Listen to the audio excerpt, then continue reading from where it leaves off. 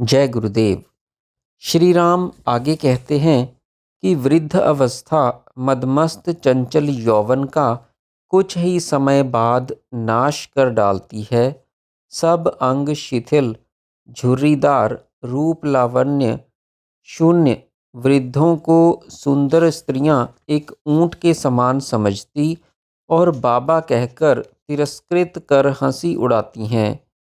कपित गात, असहाय, दीनतापूर्ण, परमुखापेक्षी वृद्ध शरीरी की नौकर चाकर, स्त्री पुत्र बंधु बांधव सभी उपेक्षा करते हैं।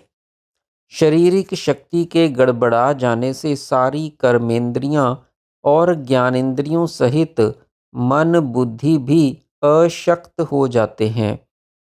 तृष्णा भोग इच्छा तो बढ़ती ही रहती है, परंतु इंद्रियों में शरीर की जर्जर अवस्था के कारण भोगने की शक्ति ही नहीं रहती। तब वांछित भोगों के सामने आने पर विवशता, असहायता का एहसास छुरी की तरह छीलता और अग्नि की भांति सुलगता जलता रहता है। शरीर पर डेरा जमाए अनेकानेक क्लेश ही देने वाली वृद्ध अवस्था रूपी बगुली रोगों रूपी सर्पों से आक्रांत होकर जैसे ही चैं चैं चिल्लाने लगती है, वैसे ही मूर्छा के गहन अंधकार में छिपा हुआ मृत्यु रूपी उल्लू झपट्टा मार देता है। वात रोग, खांसी, असहायता, परावलंबन अनेक कष्टप्रद रोगों से पूर्ण तिरस्कृत वृद्ध अवस्था को भी विवश होकर ही जीना पड़ता है।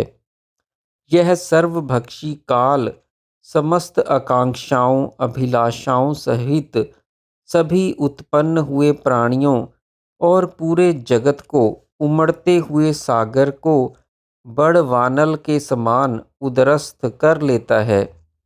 यह काल बड़ा ही निर्दय, कठोर, क्रूर, कर्कश, कृपण, अधम और धूर्तों का शिरोमणि है।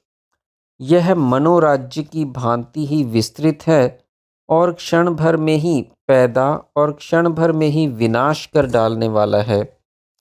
उच्च से उच्च, महान से महान और शुभ से शुभ कर्मकर्ताओं को भी इस काल ने ऐसे ही निगल लिया जैसे गरुड़ ने सर्प को।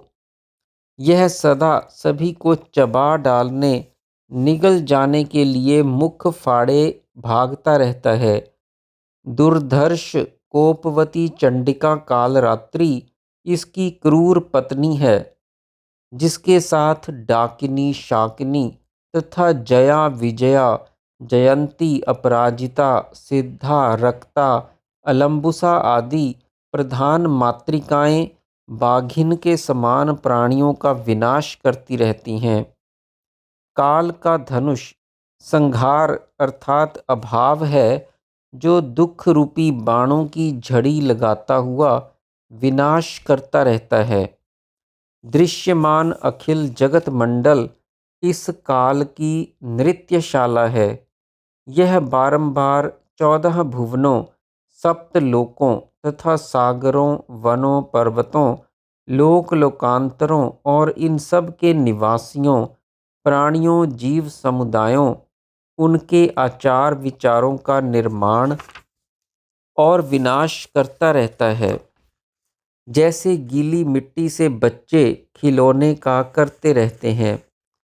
इस काल के बनाए आचार विचार सतयुग और त्रेता में अचल स्थिर और द्वापर तथा कलयुग में चल अस्थिर प्रवृत्ति वाले होते हैं।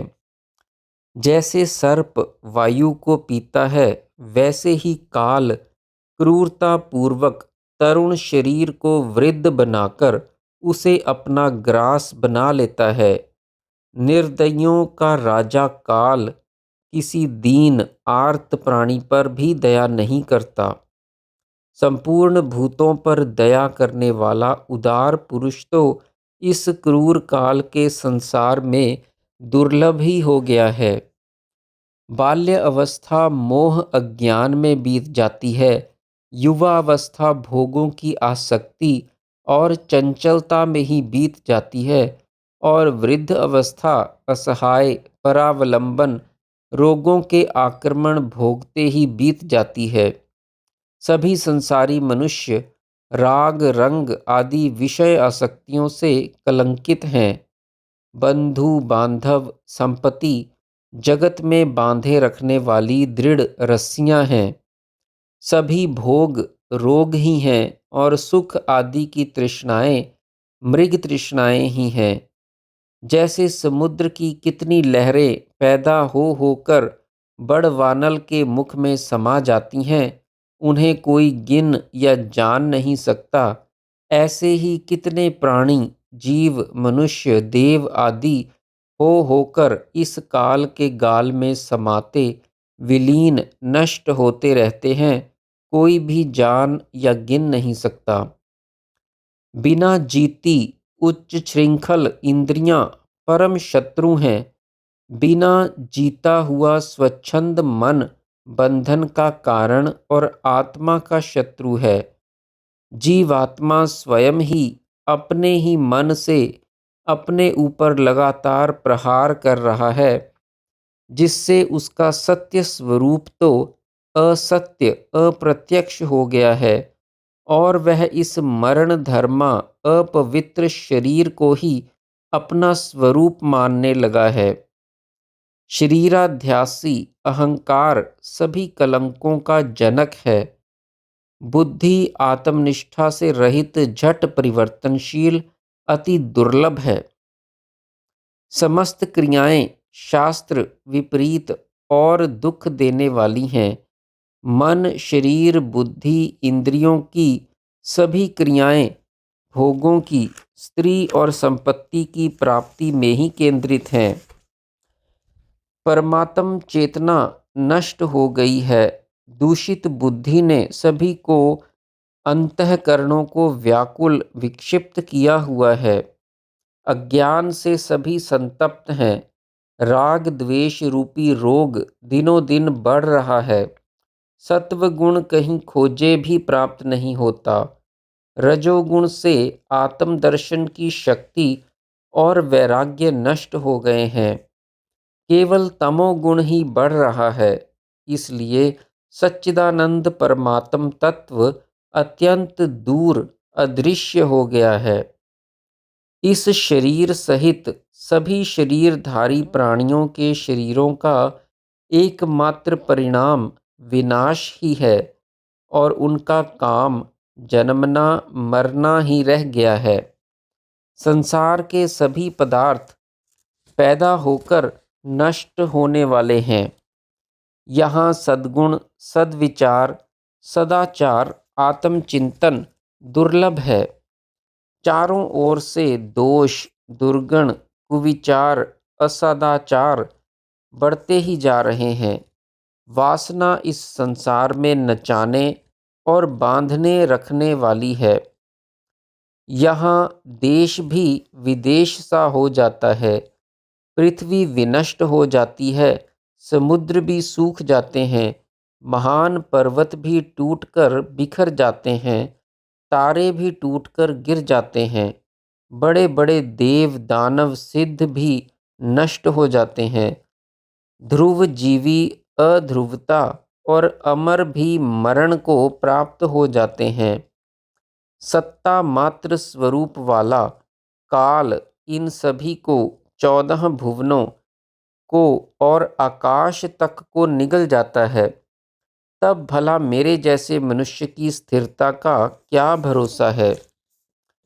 चंद्रमा कालवश व्योम में विलीन हो जाता है। सूर्य भी खंड खंड हो जाता है। अग्नि वायु आकाश मृत्यु और नियति को भी क्रूर काल निगल जाता है।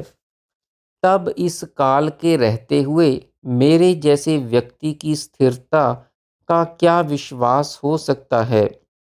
कामिनी के चंचल कटाक्षों से स्वस्थ विवेक भी अस्वस्थ हो जाता है। अनुराग युक्त कामिनी अपने चंचल नेत्रों कटाक्षों से जिसे देख लेती है, उस पुरुष के मन को महान विवेक भी स्वस्थ नहीं कर पाता। वह मोह में डूबता ही चला जाता है। विभिन्न जन्मों में किए हुए कुकर्मों से आयु नष्ट हो जाती है। कुकर्मों से दुख ही प्राप्त होता है। तो भी चंचल दूषित बुद्धि के कारण मनुष्यों में कुकर्मों की ही प्रवृत्ति बढ़ती जा रही है। दुख की निवृत्ति का उपाय करने के बजाय आज उत्सव है, यह बड़ी सुहावनी ऋतु है, स्त्री और धन आदि विशिष्ट भोगों की प्राप्ति के लिए यह उपाय उत्तम है, यह कर लिया है, वह और करना है, ऐसे ही संकल्पों में आयु व्यर्थ नष्ट हो जाती है। जो वाणी, नेत्र, मन आदि ज्ञान इंद्रियों और बुद्धि की पहुँच के परे है, उस सच्चिदानंद निर्गुण निराकार परम ब्रह्म परमात्मा द्वारा ही अपनी माया से अपने ही अंदर 14 भुवन और उनमें का सब कुछ दिखाया जा रहा है। वही अहंकार काल का भी काल अपने संकल्प मात्र से अखिल सृष्टि का रचयिता है।